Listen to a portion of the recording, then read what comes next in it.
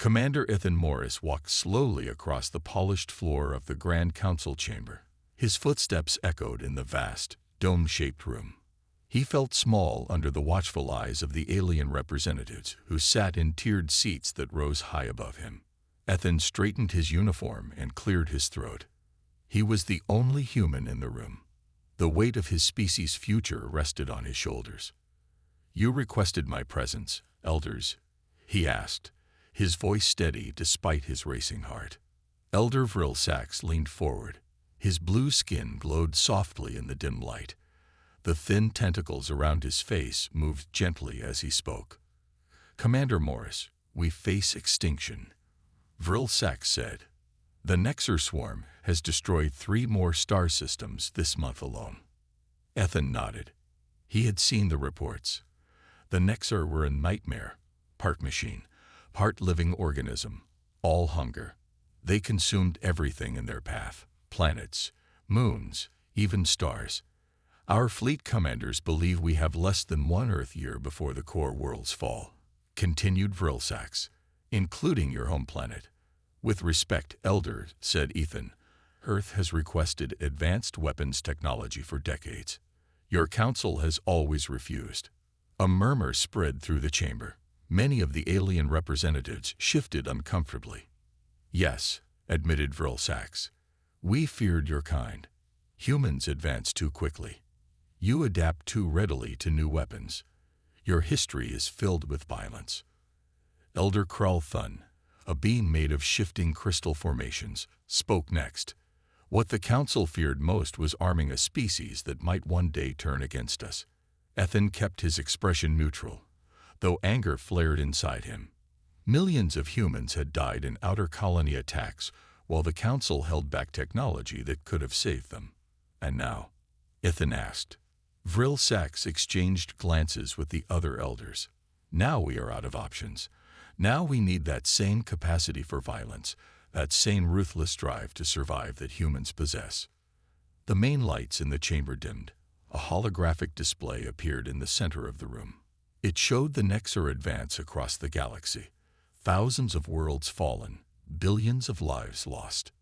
"We have decided," said Vril Sax, "to give humanity access to all our military technology, every weapon, every defense system, every piece of knowledge we have gathered over 10,000 years."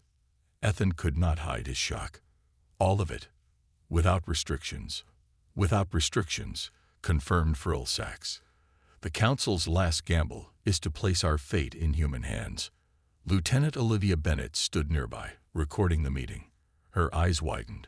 She had served with Ethan for 5 years, and she had never seen him speechless. "Why now?" she asked, stepping forward. "You've kept us on a technological leash for generations."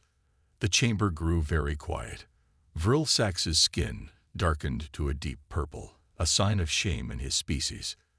"Because," he said softly, "you are the only species savage enough to face what comes." Ethan looked around the chamber. He saw fear in the eyes of beings from 100 different worlds.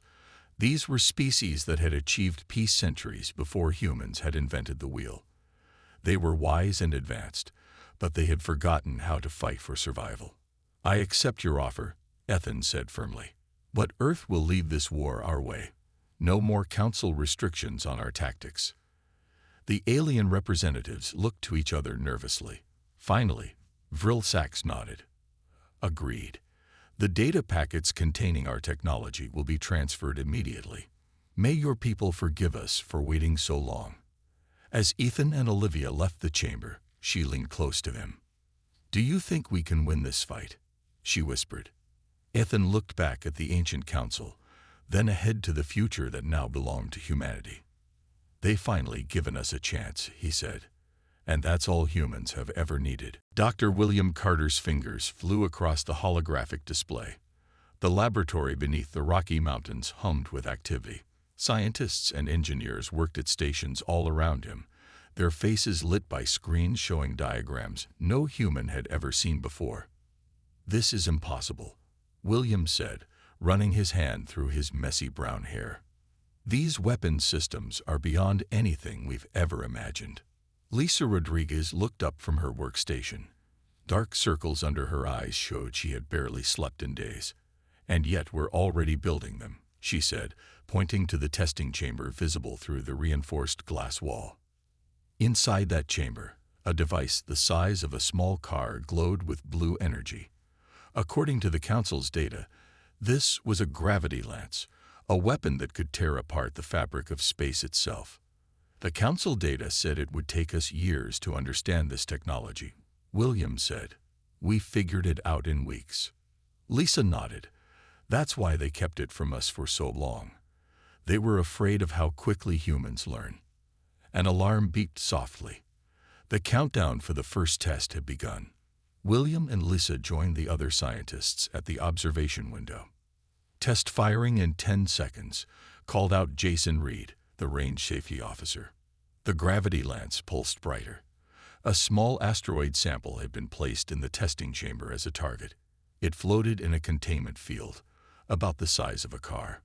5 seconds. 4, 3, 2, 1, firing. A beam of blue-white energy shot from the lance. When it touched the asteroid, the rock didn't explode. It simply came apart. Layer by layer, the asteroid separated into dust, as if being peeled like an onion. The room fell silent. What they had just witnessed wasn't merely destruction. It was matter being taken apart at its most basic level. "It worked," William whispered. "On the first try." Across the continent, another change was taking place. Admiral Susan Blackwell stood on the observation deck of the Nevada shipyards. Once abandoned after budget cuts, the facility now blazed with lights as workers swarmed over the skeletons of ships that would soon join Earth's defense fleet. "Status report," Susan demanded from the young officer beside her. "We've completed the first 100 ships," reported Lieutenant Eric Foster. "The Council expected the build time to be 18 months. We did it in 73 days. Susan allowed herself a small smile. For years, she had argued that humanity needed a stronger presence in space. The politicians, and even the military leadership, had ignored her warnings.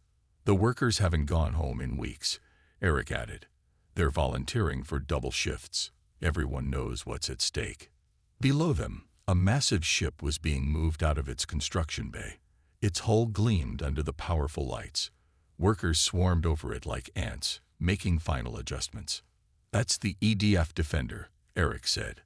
"Our first Dreadnought-class warship, armed with gravity lances and temporal disruption shields." Susan watched as the enormous vessel began to rise on its anti-gravity engines. "How many crew?" 500, Eric replied.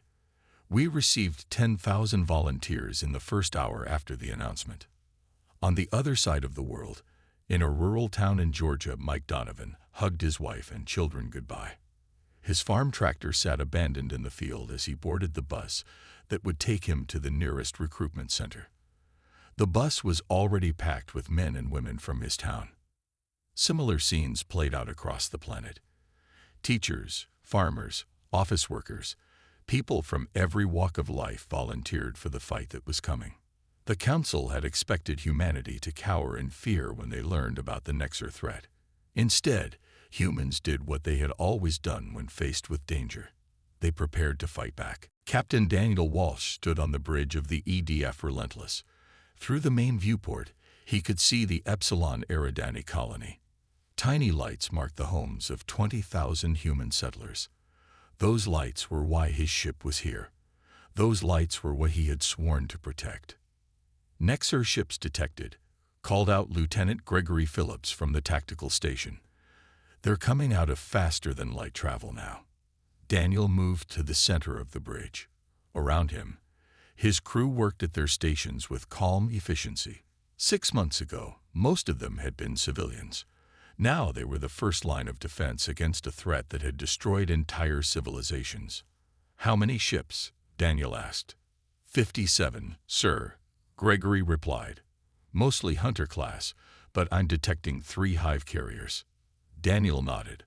According to the Council's tactical database, this was a standard Nexer attack group. The Hunters would swarm the colony while the hive carriers hung back, sending wave after wave of smaller drones. Council protocol suggests we hold position at maximum weapon range, said Commander Ryan Nelson, Daniel's second in command.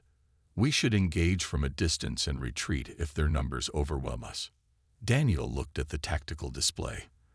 The Council's approach made sense for their ships, which relied on energy weapons that grew weaker with distance. But human ships had been built differently. No, Daniel said firmly. We're not fighting by their rules. Signal the fleet.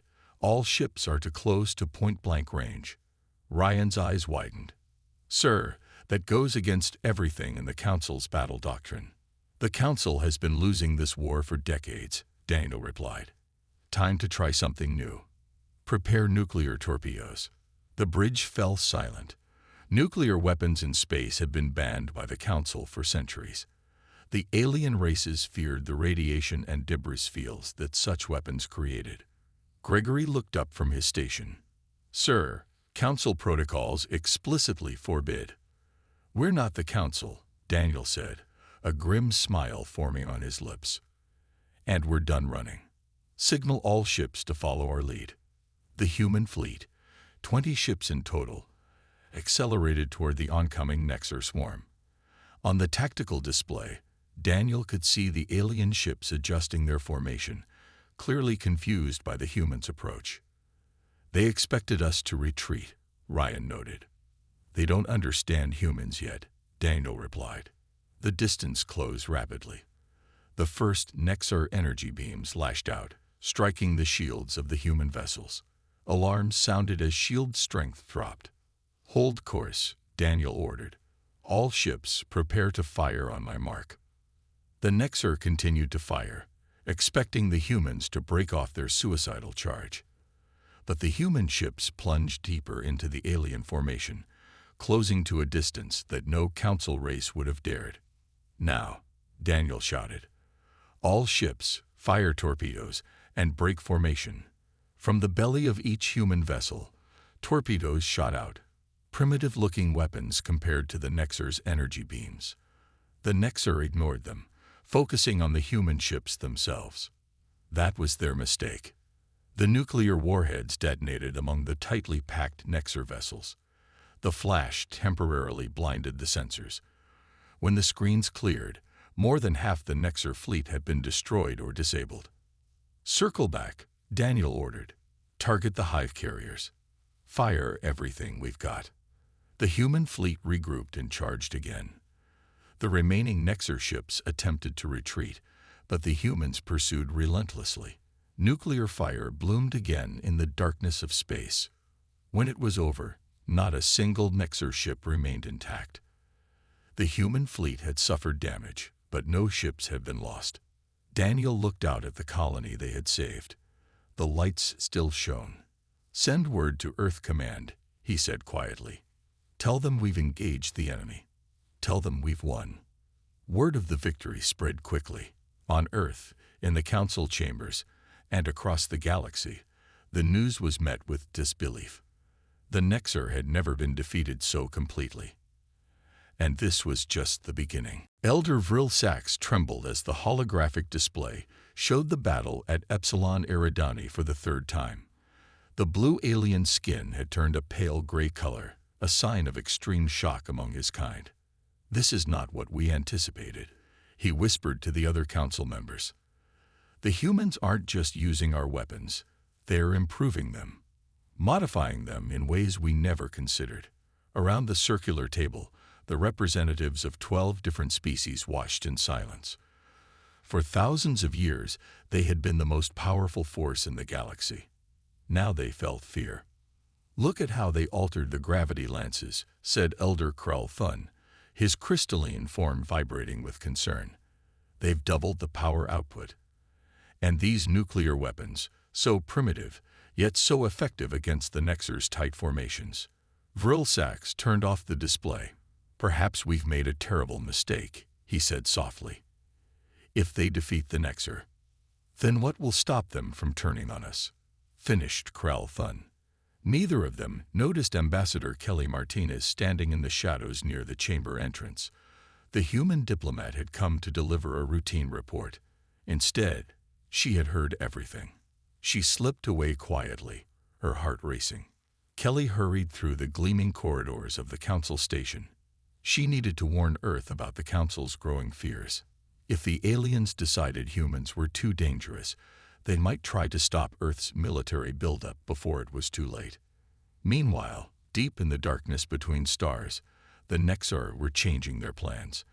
In a massive high ship larger than most moons, the Central Intelligence of the Swarm processed the defeat at Epsilon Eridani. The Nexar did not think as individuals.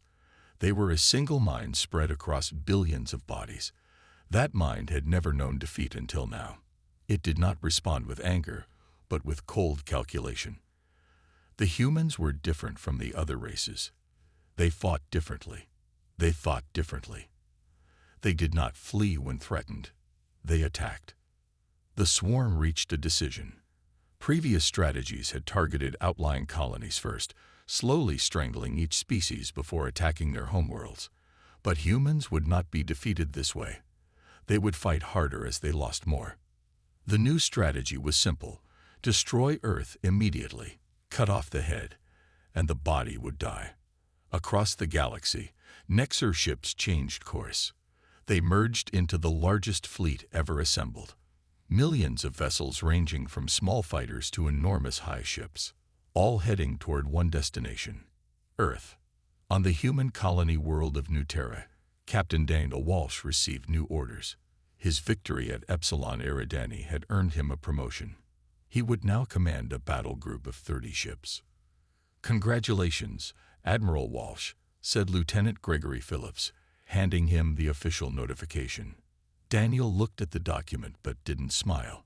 "They're giving us more ships because they expect a bigger attack," he said. Gregory nodded. "Intelligence reports say the Nexar are changing their pattern. They're pulling back from some sectors entirely." "They're gathering for something big," Daniel said. "We hurt them, and now they're going to hit back harder." On Earth, Admiral Susan Blackwell reviewed the latest defense preparations. The orbital platforms were almost complete. The planetary shield generators were online. The fleet had grown to over 1,000 ships, an impossible achievement in just 6 months. But would it be enough? In her private office, President Allison Reeves received an urgent message from Ambassador Kelly Martinez. As she read it, her face grew grim. "They're afraid of us," she told her advisors after sharing the message. "The Council is considering ways to limit our military growth." "Can they stop us?" asked Defense Secretary Alan Brooks. President Reeves looked out the window at the Washington Monument, still standing after centuries of human history. "They can try," she said. "But right now, we have a bigger problem. All intelligence points to a massive Nexar fleet heading directly for Earth. They'll be here within 2 weeks." The room fell silent. The true test of humanity was about to begin. The skies above Earth darkened as the largest Nexar fleet ever recorded dropped out of faster-than-light travel. Millions of biomechanical ships, some the size of small moons, filled Earth's orbit. The alien vessels looked like giant insects made of metal and flesh combined. From his fighter cockpit, Major Frank Calloway watched the enemy ships appear. There were so many that they blocked out the stars. "Red Squadron, check in," he called to his pilots. 20 voices responded, each calm despite the overwhelming odds they faced. "Listen up," Frank said. "Those things are bigger, but we're smarter and more maneuverable. Use that, stay in your wing pairs, and watch each other's backs." On the bridge of the EDF Defender, Admiral Susan Blackwell watched the tactical display with steady eyes. The Nexar fleet surrounded Earth in a sphere formation, preparing to attack from all sides at once. "All defense stations report ready," said Lieutenant Eric Foster. "Planetary shields at full power." Susan nodded. "Send the signal to the President. It's time." Deep beneath Washington, D.C., President Allison Reeves sat in the command bunker. Screens around her showed the Nexar fleet. Military advisors and government officials waited for her order. She took a deep breath and pressed the red button on her console. Activate the Soul Defense Grid, she commanded. Across the solar system, something unexpected happened. Asteroids that had floated harmlessly for decades suddenly powered up. Moons that had orbited planets peacefully revealed hidden weapon systems. Even some comets began to glow with energy as they changed course. The Council representatives watching from Mars were stunned. "Impossible," whispered one alien observer. "They've had these defenses all along." Ambassador Kelly Martinez stood beside the aliens. "We've been preparing for war since before we left our planet," she told them. "We just hoped we'd never need to use these weapons." The hidden defense platforms fired in perfect coordination. Massive energy beams cut through the Nexar fleet. Hundreds of enemy ships exploded in the first volley. The Nexar responded quickly. They sent thousands of smaller ships toward Earth, trying to overwhelm the planetary shields. At the same time, their larger vessels targeted the defense platforms. "All fighters, engage," ordered Admiral Blackwell. Frank Calloway led his squadron into battle. "Remember your training," he told his pilots as they flew into the swarm of Nexar ships. The human fighters were smaller and faster, darting between the enemy vessels like fish through a coral reef. Frank locked onto a Nexar hunter ship and fired. His modified gravity lance tore the alien vessel apart. "One down," he called. "About 1,000,000 to go." The battle raged across the solar system. Human ships fought with a coordination that surprised even the Council observers. When one tactic stopped working, the humans quickly adapted to new approaches. But the Nexar had numbers on their side. Some broke through Earth's defenses and landed in major cities. Buildings fell as the biomechanical horrors tore through streets and neighborhoods. In New York, civilians ran for shelter as Nexar ground troops marched through Manhattan. The alien soldiers looked like 8-foot-tall insects with metal parts grafted to their bodies. A group of them cornered a family hiding in a subway station. The father stood protectively in front of his wife and children. He had no weapons, but he wouldn't run. Just as the Nexar raised their weapons, a squad of human soldiers appeared. They wore powered armor that made them nearly as tall as the aliens. Their weapons cut down the Nexar troops in seconds. "Get to the safe zone," the squad leader told the family. "We'll hold them here." For 3 days, the battle continued without pause. Human casualties were enormous. Entire cities were destroyed by Nexar bombardment. Defense platforms were picked off one by one. But the alien advance stalled, then faltered, then collapsed entirely as human innovations neutralized each Nexar adaptation. When the dust settled, Earth still stood, scared but unbroken. And the surviving Nexar ships retreated, leaving the solar system for the first time in defeat. Humanity had held its ground. The Council watched in awe. The war had only just begun. General Patricia Summers stood before the Joint Chiefs in the rebuilt Pentagon. Maps and holographic displays showed the positions of human and Nexar forces across the galaxy. 2 weeks had passed since the battle for Earth, and the mood was different now. There was a new confidence in the room. "We're not waiting for them to regroup," Patricia declared, her voice firm. "We take the fight to them now, while they're reeling." Defense Secretary Alan Brooks frowned. "The Council advises caution. They suggest we fortify our current positions and prepare for another defensive battle." Patricia shook her head. "With respect, Mr. Secretary, the Council's strategy has failed for decades. The Nexar have destroyed 12 other species who tried to play defense. We won't be the 13th. President Reeves, who had joined the meeting by video, spoke up. "What do you propose, General?" Patricia pointed to a star system deep in Nexar territory. "Intelligence reports indicate their main hive worlds are here, in the Cygnus sector. I propose we assemble our fleet and strike directly at their heart." The room fell silent. What she suggested was unprecedented. No species had ever launched an offensive against the Nexar homeworlds. "How many ships would we need?" asked the President. "All of them," Patricia replied. "Every vessel we can put into space. This needs to be decisive." 3 days later, the largest human fleet ever assembled prepared to depart Earth orbit. 10,000 ships carrying the combined fury of a species that had nearly faced extinction formed up in perfect formation. Leading them was the newly commissioned dreadnought EDF Vengeance, commanded by now Admiral Daniel Walsh. He stood on the bridge, looking out at the fleet that stretched beyond visual range. "Status report," he called to his officers. "All ships report ready." "Admiral," replied Commander Ryan Howard. "Weapon systems at full capacity. Jump drives synchronized." Daniel nodded. "Send the signal to all vessels. We depart in 5 minutes." As the human fleet prepared to leave, an urgent message arrived from Mars. The Council had convened an emergency session. Elder Krell Thun addressed the gathered representatives with growing alarm. "We must stop them," he insisted. "The humans will not show restraint. They will exterminate the Nexer completely." Murmurs of agreement spread through the chamber. Elder Vrilsax's skin pulsed with anxiety. "And if we intervene," he asked, "will they then turn their weapons upon us?" The Council debated while the human fleet held position, waiting for final launch clearance from Earth. Some Council members argued that humanity had earned the right to lead this war. Others feared that humans would become the new threat to the galaxy if they destroyed the Nexer. Ambassador Kelly Martinez entered the chamber uninvited. She walked to the center of the room and faced the Council. "My people fight to survive, not conquer," she told the assembled aliens. "But cross us now, after we've bled for your civilization, and you'll learn why the Nexer fear us more than they fear you." Her words hung in the air.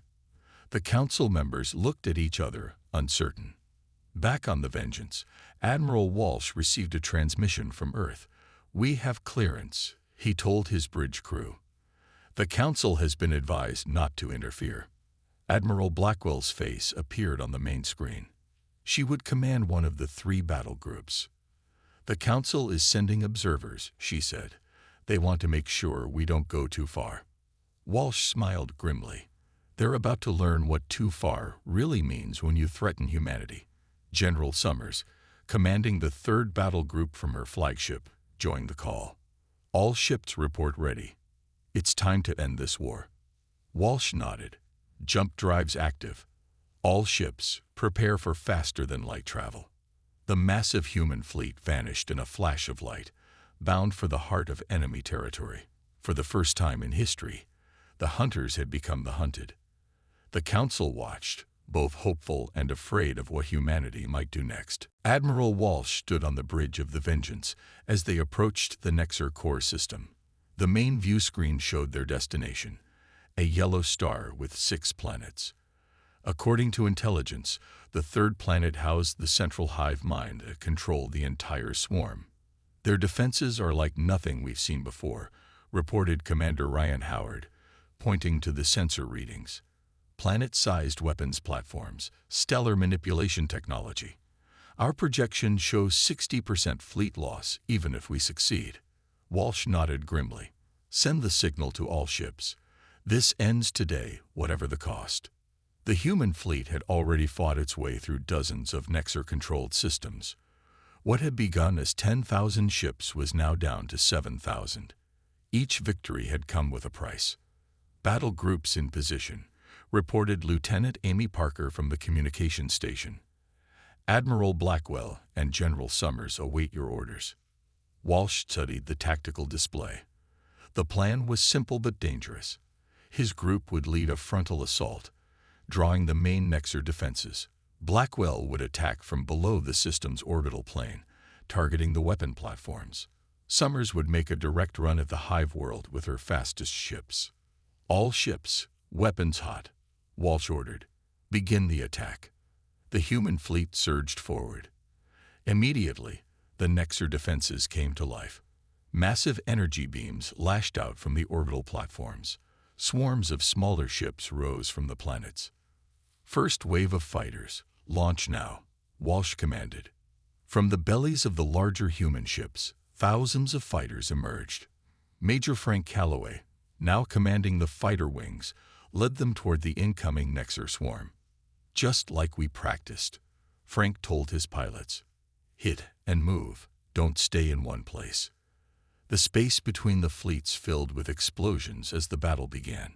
Human ships fired their gravity lances and nuclear torpedoes. Nexar vessels responded with biological weapons that ate through hull metal and energy beams that could cut a destroyer in half. On the Vengeance's bridge, Walsh watched as the casualty reports began coming in. Ships were being destroyed on both sides at a staggering rate. Admiral Blackwell reports her group is taking heavy losses, Amy called out. She requests permission to fall back and regroup. Denied, Walsh replied. Tell her to push harder. We need those weapon platforms offline. The battle grew more intense. A Nexar beam struck the Vengeance directly, shaking the massive ship. Shields at 40%, reported Ryan. We can't take many more hits like that. Just as the situation seemed darkest, sensors detected new ships entering the system. Everyone on the bridge held their breath, fearing Nexar reinforcements. Identifying newcomers, Ryan said, then his eyes widened. Sir, it's the Council fleet. Walsh turned to the view screen in surprise. Hundreds of alien vessels, sleek, advanced, and powerful, dropped out of faster-than-light travel. For a moment, humanity feared betrayal. Had the Council come to stop them from destroying the Nexar completely? The question was answered when the Council ships opened fire, not on the humans, but on the Nexar. Their weapons tore through the enemy defenses with surgical precision. We stand with humanity, transmitted Elder Vrilsax from the lead Council vessel. Together we will ensure the galaxy's freedom. With renewed hope, Walsh ordered all ships to press the attack. General Summers' battle group, supported by Council vessels, punched through the weakened Nexar lines.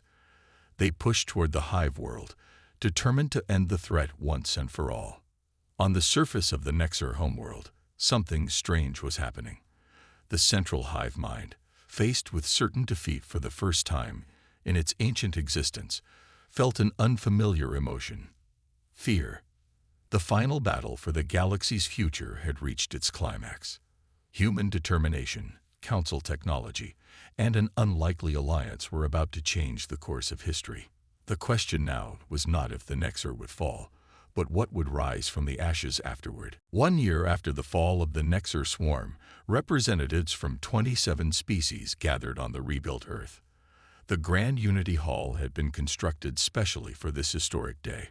Sunlight streamed through its glass dome, illuminating the gathered delegates from across the galaxy. President Allison Reeves stood at the central podium, holding a digital tablet that contained the Galactic Confederation Charter. After months of negotiation, today would mark a new beginning for all intelligent life. We came close to extinction, President Reeves addressed the assembly. Her voice carried throughout the hall without need for amplification.